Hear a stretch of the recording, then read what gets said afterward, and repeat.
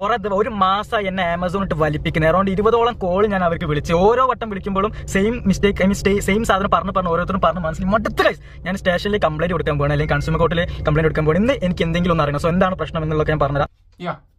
ഇത് unboxing dude, നിങ്ങൾ പലർക്കും അറിയാം. ഇദ്ദേഹം എന്തിനാണ് ഇത്ര രോക്ഷാകുലനാകുന്നത് എന്നുള്ള കാര്യം ഞാൻ പറയാം. ഇദ്ദേഹത്തിന്റെ കുറച്ചുകൂടെ ലെങ്തി ഉള്ളൊരു വീഡിയോ അദ്ദേഹത്തിന്റെ ചാനലിലുണ്ട്, പോയി കാണാം. അതിന്റെ ചെറിയ ഭാഗം ഞാനിവിടെ വെക്കാം. സംഭവം എന്താണെന്ന് ഞാൻ ചുരുക്കി പറയാം. ആമസോണിൽ നിന്നും ഫ്ലിപ്കാർട്ടിൽ നിന്നും അതേപോലെ തന്നെ ഓഷോയോ മീഷോ ഇതിൽ നിന്നൊക്കെ നമ്മൾ സാധനങ്ങൾ പർച്ചേസ് ചെയ്യാറുള്ളവരാണ്. ചില സമയത്ത് പമ്പും കട്ടയും കല്ലും ഒക്കെ കിട്ടാറുണ്ട്. ഇത് നമ്മൾ അതുപോലെ വീഡിയോ എടുത്തിട്ട് നമ്മൾ ഈ പറയുന്ന പോലെ അവരെ വിളിച്ചിട്ട് അവർ കസ്റ്റമർ കെയർ വിളിച്ചിട്ട് കാര്യങ്ങൾ പറഞ്ഞ് നമുക്ക് റീഫണ്ട് ചെയ്ത് കിട്ടാറുണ്ട്. ചില സമയത്ത് ചില സാധനങ്ങൾ ഫേക്ക് ആയിട്ട് മാറി വരികയാണെങ്കിൽ ഒരു പക്ഷേ ക്യാഷ് പോലും സാധനം പോലും റിട്ടേൺ പോകാതെ ക്യാഷ് മാത്രം നമുക്ക് കിട്ടുന്ന സംഭവങ്ങളുണ്ട്. ഇതൊക്കെ അതിൽ നിന്ന് എൻ്റർലി ഡിഫറെന്റ് ആയിട്ട് ഈ അൺബോക്സിംഗ് ഡൂഡ് എന്തോ കാറോ മറ്റോ ഓർഡർ ചെയ്തതിന് മുമ്പിലെ വീഡിയോയിൽ കാണിക്കുന്നുണ്ടെന്ന് പറയുന്നു. 17,000 രൂപയുടെ ഒരു പ്രോഡക്റ്റ് ഓർഡർ ചെയ്തു. എന്നിട്ട് അദ്ദേഹത്തിന് ഫേക്ക് ആയിട്ടുള്ള ഇല്ലെന്നുണ്ടെങ്കിൽ എന്തോ ഡിഫക്റ്റ് ഉള്ള സാധനം കിട്ടിയത് തിരിച്ചയക്കാനായിട്ട് നോക്കുമ്പോൾ രസം ആലോചിച്ച് നോക്കണം. അവർ തിരിച്ചയക്കാനായിട്ട് പറ്റുന്നില്ല, അതായത് റിട്ടേൺ പറ്റുന്നേ ഇല്ല. അവസാനം പറ്റുന്നൊരു ഓപ്ഷൻ ഉണ്ട്, നമുക്ക് നമ്മളുടെ സ്വന്തം റിസ്കിൽ നമുക്കായിട്ട് റിട്ടേൺ ചെയ്യാൻ പറ്റും. അതിന് അവരുടെ ഈ പറയുന്ന സെല്ലറുടെ അഡ്രസ്സ് തന്നിട്ട് ആ സെല്ലറുടെ അഡ്രസ്സിലേക്ക് അയക്കുമ്പോൾ രസം ആലോചിച്ച് നോക്കണം. ഒരു സ്ഥലവും കാര്യങ്ങളൊക്കെ ഉണ്ട്. ഇത് അവിടെ ചെല്ലുമ്പോൾ അവിടുത്തെ പിൻ നമ്പർ മാത്രം, അതായത് അവിടുത്തെ എന്താ പറയാ പോസ്റ്റ് ഓഫീസിന്റെ നമ്പര് നൈസായിട്ട് വേറെതാ. അതുകൊണ്ട് എന്താ സാധനം അത് അവിടെ അവർ എടുക്കത്തില്ല. ഇടയിൽ നിൽക്കുന്ന ആമസോണിൽ നിന്ന് വലിയ ധാരണയൊന്നും കാണത്തില്ല. പക്ഷേ ഈ സെല്ലർ എന്ന് പറയുന്നവന്മാര് നൈസായിട്ട് ഈ സാധനം റിട്ടേൺ വരാതിരിക്കാൻ ഉടായ്പ സാധനമല്ല കയറ്റി വിടുന്നത്. അതിന് വേണ്ടിയിട്ട് അമ്മ അഡ്രസ്സിന്റെ ആ ഒരു പിൻ നമ്പർ മാത്രം മാറ്റി കൊടുക്കുമ്പോഴത്തേക്കും നമ്മൾ റിസ്ക് എടുത്ത് അയച്ചു കഴിഞ്ഞാൽ തന്നെ അവിടെ ആ സാധനം സ്വീകരിക്കാൻ പറ്റത്തില്ല. ഇത് അടിപൊളി ഒരു തട്ടിപ്പാണ്, നല്ലൊരു തട്ടിപ്പാണ്. പക്ഷെ ഇത് അൺബോക്സിംഗ് ഡൂഡിനെ പോലെ ഒരാൾ തന്നെ ഈ വീഡിയോ വന്ന് ചെയ്യുന്നല്ലോ എന്ന് ഓർക്കുമ്പോൾ എനിക്ക് വലിയ സങ്കടം തോന്നുന്നു. കാര്യം ഈ അൺബോക്സിംഗ് ഡൂഡ് തന്നെ ഒരുപാട് വീഡിയോയിൽ പല പ്രോഡക്റ്റും പരിചയപ്പെടുത്തിട്ട് നിങ്ങൾ ഇത് വാങ്ങിക്കാനായിട്ട് ഇന്ന ലിങ്കിൽ പോയി നോക്കൂ, ഇല്ലെങ്കിൽ ഇന്ന ആമസോണിൽ കയറും എന്നൊക്കെ പറഞ്ഞ് പരിചയപ്പെടുത്തിയ ആൾ തന്നെയാണ് ഈ വീഡിയോക്കകത്ത്. ഞാനൊരു വീഡിയോ കാണിക്കാം. അതിനകത്ത് അവസാനം പറയുന്നുണ്ട് ഇനി 10,000 രൂപയ്ക്ക് മേളിലുള്ള സാധനങ്ങളൊന്നും ദയവ് നിങ്ങൾ ഇങ്ങനെ മേടിക്കല്ലേ എന്ന്. കുറുന്തോട്ടിക്കും വാദം എന്ന് പറയുന്ന പോലത്തെ അവസ്ഥ. ഇവരൊക്കെ തന്നെ ഒരുപാട് പ്രൊമോട്ട് ചെയ്തിട്ടുള്ള ഇങ്ങനത്തെ സൈറ്റുകളൊക്കെ നിങ്ങൾ അത് മേടിക്കണം ഇത് മേടിക്കണം എന്നൊക്കെ പറഞ്ഞു. എന്തൊക്കെയാണെങ്കിലും അദ്ദേഹത്തിനുണ്ടായ ഒരു അനുഭവം ഇങ്ങനെ സോഷ്യലി വന്ന് പറഞ്ഞത് കാര്യമായി. കാര്യം ഇനിയുള്ളവർക്കെങ്കിലും അതൊരു മാതൃകയായിരിക്കട്ടെ. എന്നിട്ട് അദ്ദേഹം ഒരു കാര്യം കൂടി ഇതിനകത്ത് ആഡ് ചെയ്യുന്നുണ്ട്, കൂട്ടിച്ചേർത്ത് പറയുന്നുണ്ട്. അത് നമുക്ക് കേൾക്കാം. എന്തൊക്കെയാണെങ്കിലും അതിനകത്തൊരു ചെറിയ ഭാവം ഞാൻ ഇതിനകത്ത് വെക്കുന്നുണ്ട്. നിങ്ങൾ ആ വീഡിയോ ഒന്ന് കണ്ടു നോക്കും. ടോട്ടൽ എന്റെ കയ്യിൽ നിന്ന് 25,000 രൂപ പോയി. 25,000 രൂപ കൈ, നിസ്സാര പൈസ അല്ല. പൈസ ഉണ്ടല്ലോ. ഇത്രയും കാലം ഞാൻ ആമസോൺ ഒരു വിശ്വാസം ഉണ്ടായിരുന്നു. നമ്മൾ ഫേക്ക് പ്രൊഡക്റ്റ് വന്നു കഴിഞ്ഞാൽ നമുക്കത് റിട്ടേൺ ചെയ്യാം. അങ്ങനത്തെ കുറെ ഒരു സാധനങ്ങൾ ഉണ്ടായിരുന്നു. ഇപ്പൊ അത് മൊത്തം എന്റെ ജീവിതത്തിൽ ഞാൻ ഈ പ്രൊഡക്റ്റ് ആമസോണിൽ വിലപിടിപ്പുള്ള പ്രൊഡക്റ്റ് വാങ്ങും ചെയ്യില്ല, അതുപോലെ തന്നെ സെല്ല് ചെയ്യാൻ നിൽക്കില്ല, റിട്ടേൺ ചെയ്യാൻ നിൽക്കില്ല. ഇത് നമുക്ക് എന്താ പറഞ്ഞു നോക്കാം. കാരണം ഞാൻ എന്റെ സ്വന്തം ക്യാഷ് എന്താ പറയാ ഞാൻ എന്റെ കയ്യിൽ നിന്ന് എടുത്ത ക്യാഷ് കൊണ്ടാണ് ഞാൻ ആ സാധനം റിട്ടേൺ ചെയ്തത്. 8,500 രൂപ ഞാൻ റിട്ടേൺ ചെയ്തപ്പോൾ അവർ പറഞ്ഞു ആ പൈസ കൂടി അവർ തിരിച്ചറിയാം. അപ്പൊ ആ പൈസ ഇല്ല, നമ്മുടെ പ്രൊഡക്റ്റിന്റെ പൈസ ഇല്ല, ഒരു പൈസ ഇല്ല, പ്രൊഡക്റ്റും ഇല്ല.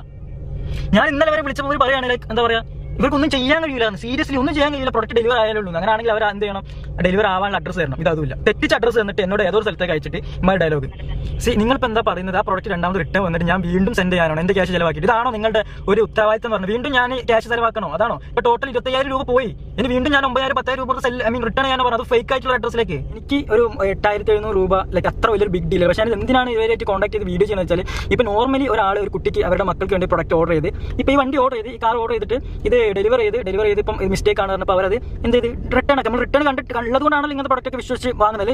പെട്ടൂല്ലേ? അപ്പൊ ഇത് കൊണ്ടുവന്ന് റിട്ടേൺ ചെയ്യാൻ കഴിയാതെ നിൽക്കും. അപ്പൊ ഇവർക്ക് ഇത് അയക്കാൻ 8,500 രൂപ എല്ലാവരുടെ കയ്യിൽ ഉണ്ടായിരുന്നു വരില്ല. മനസ്സിലായില്ലേ? അപ്പൊ അവരെന്ത് ചെയ്യും? അതാണ് ക്വസ്റ്റ്യൻ. അങ്ങനത്തെ എന്ത് ചെയ്യും? 17,000 രൂപക്ക് ഒരു പ്രൊഡക്റ്റ് വാങ്ങിയിട്ട് വീട്ടിൽ വെക്കണോ?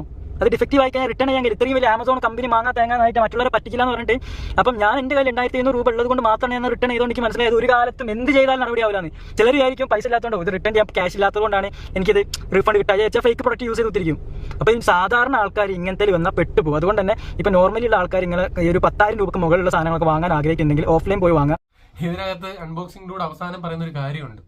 അതായത് ഇങ്ങനെ 10,000 രൂപയ്ക്ക് മുകളിലുള്ള സാധനമൊക്കെ ഇങ്ങനത്തെ സാധനങ്ങളൊക്കെ നിങ്ങൾ മേടിക്കുകയാണെങ്കിൽ ദയവ് ചെയ്ത് ഏതെങ്കിലും കടയിലൊക്കെ പോയി മേടിക്കാറുണ്ട്. നമ്മളൊക്കെ തന്നെ വന്നിട്ട് ഈ ആമസോണിനെയും ഫ്ലിപ്കാർട്ടിനെയും ഇതുപോലത്തെ ഓൺലൈൻ സൈറ്റുകളെല്ലാം പ്രൊമോട്ട് ചെയ്തു. നമ്മുടെ നാട്ടിലുള്ള സാധാരണക്കാരായിട്ടുള്ള ആളുകൾ അവരുടെ കയ്യിൽ ഒത്തിരി ഓപ്ഷൻസ് കാണത്തില്ലായിരിക്കും, അല്ലെന്നുണ്ടെങ്കിൽ വെറൈറ്റി കാണിക്കാനില്ലായിരിക്കും. പക്ഷെ നമുക്ക് എന്തെങ്കിലും പ്രശ്നം ഉണ്ടെങ്കിൽ കൊണ്ട് ധൈര്യത്തെ അവർ മുഖത്ത് വലിച്ചെറിഞ്ഞ് കൊടുക്കായിരുന്നു നമ്മുടെ കടകളിലൊക്കെ പോയിട്ട്. ഞാനിങ്ങനെ ഒരു പബ്ലിക് ഒപ്പീനിയൻ തന്നെ ചെയ്യാനിരുന്നതാ, ആമസോൺ ഓർ പലചരക്ക് കട എന്ന് പറഞ്ഞിട്ട്. നമുക്ക് അത് അവരുടെ കൈ കൊണ്ടുപോയിട്ട് എറിഞ്ഞു കൊടുക്കാം, എന്നിട്ട് നമുക്ക് പറയാം ഇങ്ങനെ ഒരു ഡിഫക്റ്റ് ഉണ്ട് മാറ്റി തരണമെന്ന്. പക്ഷേ ഇത് ആമസോണിലേക്ക് പോയി. പക്ഷെ അവിടെ ഒരുപാട് ഗുണങ്ങളുണ്ട്. എന്താണെന്ന് പറഞ്ഞാൽ വിലക്കുറവുണ്ട്, മാത്രമല്ല നമുക്ക് ഓപ്ഷൻസ് ഒരുപാടുണ്ട്, ഏതൊന്നും തിരഞ്ഞെടുക്കാം. പിന്നുള്ള ഏറ്റവും നല്ലൊരു ഓപ്ഷൻ ആയിരുന്നു ഈ പറയുന്നത് പോലെ നമുക്ക് ഡിഫക്റ്റ് ഉണ്ടെങ്കിൽ സാധനം കൊടുത്ത് മാറാം. കടകളിൽ പലതും നമ്മൾ പോയി കടയിൽ പോയി വേണമെങ്കിൽ ആളെ കണ്ട് ചീത്ത വിളിക്കാന്നുള്ളതിലുപരി അവരുടെ മുഖത്തിരിക്കുന്ന മൂക്കും കുഞ്ഞും കാണണമായിരുന്നു. പക്ഷേ ഈ ആമസോണിൽ നിന്നൊക്കെ നമ്മൾ ഓർഡർ ചെയ്ത് വരുത്തുന്ന സാധനങ്ങൾ നമുക്ക് എത്ര വേണമെങ്കിലും മാറിയെടുക്കാനുള്ള ഓപ്ഷൻ ഉണ്ടായിരുന്നു. വളരെ കുറച്ച് കാലം മുമ്പ് നല്ല രീതിയിൽ മുന്നോട്ട് പോയിക്കൊണ്ടിരുന്നു. നമുക്ക് ഇതിന്റെ ഇടയ്ക്ക് ആമസോൺ വേറെ പരിപാടി കാണിച്ചു. നമുക്ക് റിട്ടേൺ എത്ര വേണമെങ്കിലും ചെയ്ത് സെറ്റ് ചെയ്യാൻ പറ്റുന്ന ഒരു ഓപ്ഷൻ മാറ്റിയിട്ട് റിട്ടേൺ ചെയ്യുന്നതിന് ഒരുപാട് നൂലാമാലകൾ, അതായത് ഞാനൊരു സാധനം മേടിച്ചിട്ട് ഒരു മൈക്ക് മേടിച്ചിട്ട് അതിനകത്ത് പോറലും കാര്യങ്ങളൊക്കെ ഉപയോഗിച്ചതുപോലെ അത് റിട്ടേൺ ചെയ്യാനായിട്ട് അതിന്റെ ഫോട്ടോ എടുത്ത് അയക്കുന്നു. അത് ഒരുപാട് നൂലാമാലകൾ, പണ്ട് അത്രയും പ്രശ്നങ്ങളില്ലായിരുന്നു.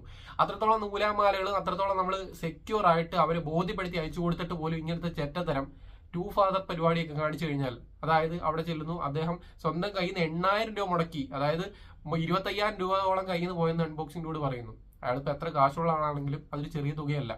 അദ്ദേഹത്തെ സംബന്ധിച്ചിടത്തോളം 8,000 രൂപ മുടക്കി ചിലപ്പോൾ അയക്കാനുള്ള ഒരു പാങ്ങ് ഉള്ളത് കൊണ്ട് അദ്ദേഹം ഇതിന് വേണ്ടി മെനക്കെട്ടു. പക്ഷെ സാധാരണക്കാരനെ സംബന്ധിച്ചിടത്തോളം ഒരു 10,000 15,000 രൂപയുടെ ഫോണ് എന്തെങ്കിലും ലാഭം കിട്ടാനായിട്ട് ആമസോണിൽ നിന്ന് എടുത്തതിന് ശേഷം അത് വന്നു കഴിയുമ്പോൾ ഡിഫക്റ്റ് ആണ് തിരിച്ചയക്കുമ്പോൾ ഈ പറയുന്ന മോഹന്മാര് നിന്നുകൊണ്ട് അതിനിടയ്ക്ക് ആമസോണിനെ ഇടയ്ക്ക് നിർത്തിക്കൊണ്ട് ആമസോണിന്റെ ചിതപ്പിൽ വരുന്നത് ഈ സെല്ലർമാർ മറ്റേ മക്കള് ഈ പറയുന്ന പരിപാടി കാണിച്ച സാധുക്കൾ എന്ത് ചെയ്യും? അവർക്ക് ഇത് 8,000 രൂപ കൊടുത്ത് നേരിട്ട് അയക്കാനോ ഇല്ലെങ്കിൽ അതിനുള്ള പാങ്ങില്ലാത്തതുകൊണ്ട് അവർ വിചാരിക്കും ഇതങ്ങ് ഉപയോഗിക്കാം, അല്ലെങ്കിൽ ഇത് എന്ത് ചെയ്യാനാ, അങ്ങനെ എത്ര രൂപ ഇങ്ങനത്തെ ചറ്റകൾ അടിച്ചുകൊണ്ട് പോകുന്നത്. അതുകൊണ്ട് ഇനിയെങ്കിലും നിങ്ങൾ മനസ്സിലാക്കുക, 2 തവണ ആലോചിക്കുക. നമുക്ക് പറ്റുന്നതിന്റെ മാക്സിമം നമ്മുടെ നാട്ടിലുള്ള കടകളിൽ നിന്നോ നമ്മുടെ നാട്ടിലുള്ള ആളുകളിൽ നിന്നോ വാങ്ങാൻ ശ്രമിക്കുക. ഒന്നും പറ്റാത്ത ഇത് കിട്ടാത്ത ഓപ്ഷനൊക്കെ വരുന്നതും ഇല്ലെങ്കിൽ അത്രയ്ക്ക് ബെസ്റ്റ് സെല്ലർ, ഒരുപാട് റിവ്യൂ നോക്കാൻ പറ്റില്ല, നമ്മൾ കാശ് കൊടുത്തിടിക്കും. അത്രയ്ക്ക് ഒരുപാട് ആളുകൾ വാങ്ങിച്ചിട്ടുള്ള നമുക്ക് ബോധ്യമുള്ള സെല്ലറിന്റെ കയ്യിൽ നിന്ന് മാത്രം സാധനം മേടിക്കുക, ഫേക്ക് ആയിട്ടുള്ള സെല്ലറിന്റെ നിന്ന് മേടിക്കാതിരിക്കുക. അൺബോക്സിംഗ് ഡൂഡിനെ സംബന്ധിച്ചിടത്തോളം കുറെ വർഷത്തെ എക്സ്പീരിയൻസ് ഉള്ളതാണ്. അദ്ദേഹത്തിന് പോലും ഇങ്ങനത്തെ ഒരു ചതി പറ്റിയെന്നുണ്ടെങ്കിൽ നമ്മളെല്ലാവരും നല്ലോണം അലേർട്ട് ആയിരിക്കണം. അതുകൊണ്ട് ആമസോണിനെ അല്ല ഫ്ലിപ്കാർട്ടിനെ ആരെ വിശ്വസിക്കും? ഫ്ലിപ്കാർട്ടിൽ മുമ്പേ ഒരുപാട് ഫേക്ക് ഐറ്റംസ് കയറി വരുന്നത്, ഷൂ ഒക്കെ മേടിച്ചപ്പോൾ കമ്പനിയുടെ സാധനം മേടിച്ച് ഉടായ്പ കയറി വന്നത്. അതുപോലെ ആമസോണിൽ ഇത്തിരി വിശ്വാസം ഉണ്ടായിരുന്നപ്പോൾ അതും പോയി കിട്ടുന്ന ഒരു അവസ്ഥയിലേക്ക് വരുമ്പോൾ സെല്ലറെ നോക്കി തന്നെ നമ്മൾ ചെയ്യുക. മാത്രമല്ല നിങ്ങൾക്ക് എന്തെങ്കിലും ഇങ്ങനത്തെ അവസ്ഥകൾ വന്നാൽ കൺസ്യൂമർ കോർട്ടിൽ പോകണം, അല്ലാതെ ഇതങ്ങ് പോട്ടെ, അതിപ്പോൾ 10 രൂപയുടെ നഷ്ടമാണെങ്കിലും പോട്ടെ എന്ന് പറഞ്ഞ് നിൽക്കരുത്. നമ്മളൊക്കെ ഇറങ്ങി തിരിക്കണം. ഒരുപാട് ശബ്ദങ്ങൾ വന്നാൽ മാത്രമേ ഇവരിതിനെതിരെ പ്രതികരിക്കുന്നുള്ളൂ. ആമസോൺ ഇപ്പോൾ അറിയുന്നുണ്ടാവത്തില്ല, ഈ സെല്ലർമാർ വരും, അവരവന്മാരുടെ GST നമ്പരും അതും ഇതൊക്കെ കൊടുത്തുകൊണ്ട് അവന്മാർ അതിനകത്ത് കച്ചവടം തുടങ്ങും. കുറച്ച് പ്രോഡക്റ്റുകൾ ഇങ്ങനെ വിൽക്കും, അതുപോലെ 10 എണ്ണം ഇങ്ങനെ വിൽക്കും, അതിനകത്ത് 5 എണ്ണം ഉടായ്പായിരിക്കും. അതിനകത്ത് 3 പേർക്ക് അവർ റിട്ടേൺ കൊടുക്കും, 2 പേരുടെ കാശ് അവന്മാർക്ക് കിട്ടും. കാര്യം ഈ രീതിയിൽ ഉടായ്പ പരിപാടിയല്ലേ കാണിക്കുന്നത്. അതുകൊണ്ട് ഇനിയെങ്കിലും നമ്മൾ മനസ്സിലാക്കിയിരിക്കുക, ജാഗരൂകരായിരിക്കുക. അൺബോക്സിംഗ് ഡൂഡിന് ഇതിനകത്ത് തന്നെ വീഡിയോയിൽ പറയുന്നുണ്ട്, അദ്ദേഹത്തിന് ഇത് വന്നെങ്കിൽ നാളെ ആർക്കെങ്കിലും ഇങ്ങനത്തെ അവസ്ഥ വരും, അത് വരാതിരിക്കാനായിട്ട് അങ്ങനെ ഒരു വീഡിയോ അദ്ദേഹം ചെയ്ത് അത് മനസ്സിലാക്കുക. ആ രീതിയിലേക്ക് നമ്മൾ മുന്നിലേക്ക് പോകാൻ ശ്രമിക്കുക. കഴിവിന്റെ പരമാവധി ഫോണൊക്കെ എടുക്കുകയാണെങ്കിൽ ബെസ്റ്റ് സെല്ലറിന്റെ അടുത്ത് മാത്രം നോക്കി എടുക്കുക, അല്ലെങ്കിൽ ഇങ്ങനത്തെ ചതിയിലും വഞ്ചനയിലും പോയി വീഴാതിരിക്കുക. കാര്യം ആമസോൺ ഒന്നും ചെയ്യാൻ പറ്റത്തില്ല. നമ്മൾ അവരെ വിളിച്ച് സംസാരിച്ച് കഴിഞ്ഞാൽ അവിടെ നിൽക്കുന്ന പെമ്പിള്ളാർ ഒരു കോള് കസ്റ്റമർ കെയർ എടുത്തിട്ട് എന്ത് ചെയ്യാൻ പറ്റും? അവർ പറയുന്നത് നിങ്ങൾ അയച്ചു കൊടു. കാര്യത്തിൽ അവിടെ വിഷയം എന്താണെന്ന് വെച്ചാൽ ഈ സെല്ലർ, അതായത് ഈ ആമസോണിൽ ഒരു സെല്ലർ, ഒരു കച്ചവടക്കാരൻ, ഈ ഇടനിലയാണ് ആമസോൺ. ഈ കച്ചവടക്കാരനാണ് സാധനം നമുക്ക് തരുന്നത്. ആമസോണിന്റെ ആ ഒരു ഇതിൽ ഒരു ലേബലില് അവരവരുടെ അഡ്രസ്സിന്റെ പിന്നങ്ങ് മാറ്റി കൊടുത്ത് ഡയറക്റ്റ് നമ്മൾ അയച്ചാൽ പോലും അഡ്രസ് ഓക്കെയാണ്, പക്ഷെ പിൻ വേറെ ആയതുകൊണ്ട് സാധനം ഇവിടെ എത്തത്തില്ല. അതുകൊണ്ട് അവർക്ക് റിട്ടേൺ തരണ്ട, അല്ലെങ്കിൽ കാശ് റിട്ടേൺ തരണ്ട. ആമസോണിന് പോലും ഒന്നും ചെയ്യാൻ പറ്റാത്ത അവസ്ഥ. ആമസോണിനെ പറ്റിക്കുന്ന ടു ഫാദർ പരിപാടി അതാണ് അവന്മാർ കാണിച്ചുകൊണ്ടിരിക്കുന്നത്. അപ്പൊ അതിന്റെ മേളിൽ കാണിക്കാൻ നമുക്കൊക്കെ പറ്റും, നമ്മൾ മലയാളികളാണ്. അപ്പോൾ അത് അവന്മാർക്ക് കൊടുക്കേണ്ട എങ്ങനെയാണെന്ന് വെച്ച് കഴിഞ്ഞാൽ സാധനങ്ങൾ ഓർഡർ ചെയ്യാതിരിക്കുക. ആമസോൺ തന്നെ വിചാരിക്കണം നമ്മുടെ പർച്ചേസുകൾ കുറയണം, അപ്പൊ അവർ തന്നെ ഇത് ഒരു പഠനം നടത്തും, ഇങ്ങനത്തെ ചെറ്റകളെ പുറത്താക്കും. അതാണ് വേണ്ടത്. അത് മനസ്സിലാക്കി നിൽക്കുക. ഇനി ആർക്കും ചതിവ് പറ്റാതിരിക്കട്ടെ. വീഡിയോ മാക്സിമം ഷെയർ ചെയ്യുക. വൈൻഡ് അപ്പ് ചെയ്യുന്നു. ഇസ്മായിൽ ദ്വാഫ് സൈനിങ് ഔട്ട്.